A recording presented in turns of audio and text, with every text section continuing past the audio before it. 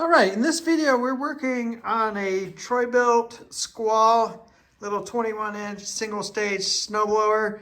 It was brought in because the customer said he was using it and the auger paddles came out from over here. So he said he put it back in, which it looks like it's in, but he said now when you pull the auger control here, it doesn't engage. So we're gonna do some investigating and see if something broke, if the belt's off. So we just got some 10mm bolts that hold this on.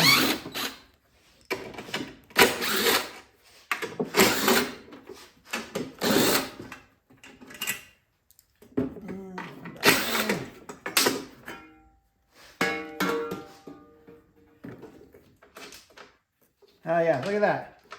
The belt's not on.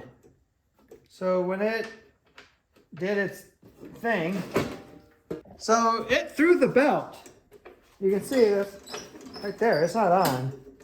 So let's wind that guy back on there.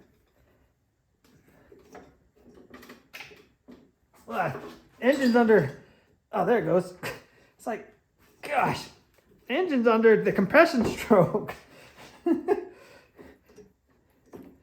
There.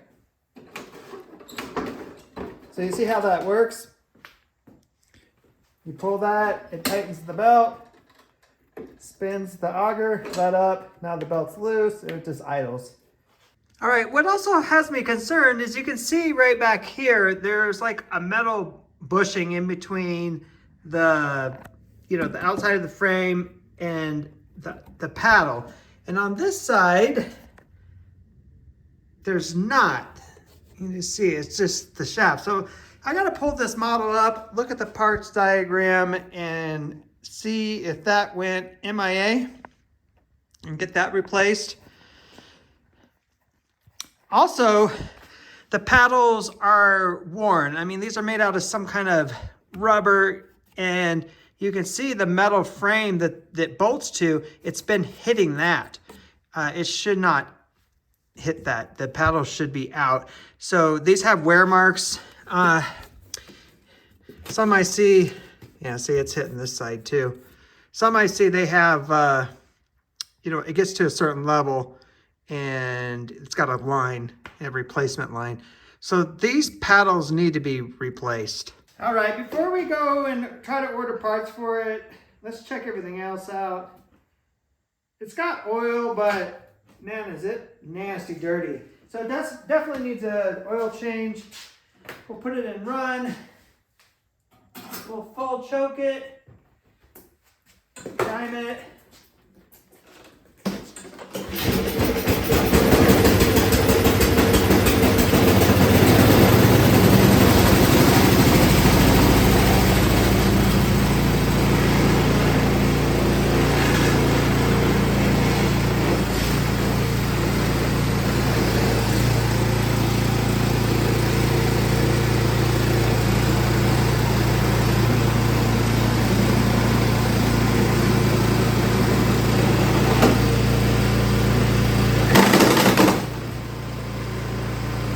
So you can see what happened.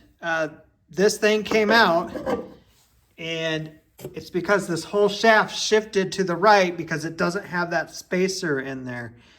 So I got to find that spacer and get that in there. But otherwise, it didn't throw the belt or anything like that. It's just the metal of this piece hitting. All right, we got our new spacer that goes right on this side.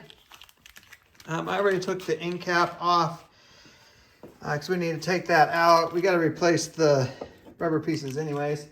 But now we got to remove this end so we can get it out all the way.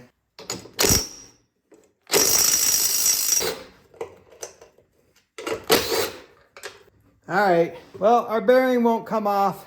The other one came off pretty easy. This one is just, it's on there. So I guess I'm gonna have to cut it off. All right, got it cut off. Hopefully it'll come out now, which it does. All right, let's put our new paddles on. And I highly suspect that bearing locked up on that shaft there because this spacer is not here. So this thing has been in there moving and wiggling around where it shouldn't. And yeah. So now I got to figure out how to get that piece off. I might have to cut that too.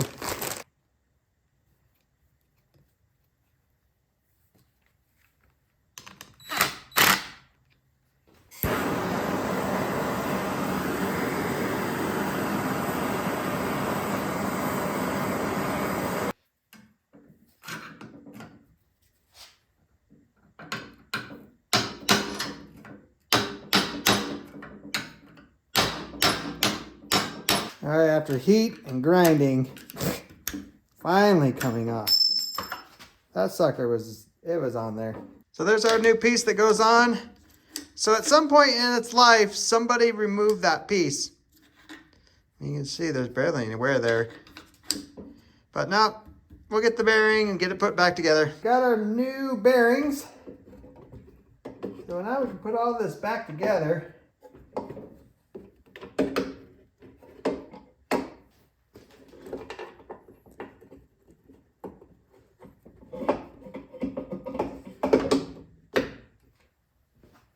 Put that side on, and then get it back up in there. Well, you got to get the other side on while you do all that.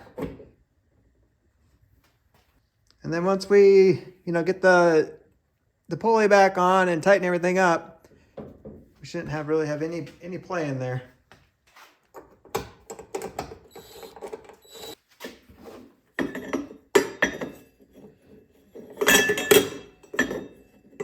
This thing is reverse threaded. I can't remember if a 1-inch socket, and I'm just holding the paddles by hand, but should go on. To get it tight at the very end, I'm going to use an impact wrench. You may not have that, so you'd have to get something to wedge into the impeller up here to get it to stay.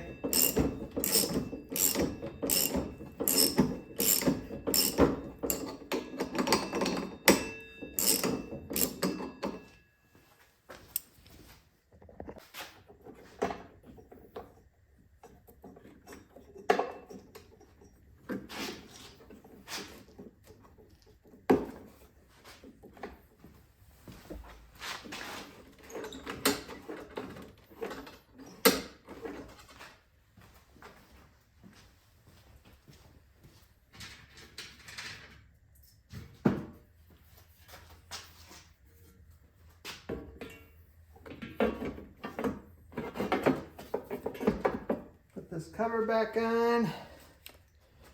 Should be able to test her out here.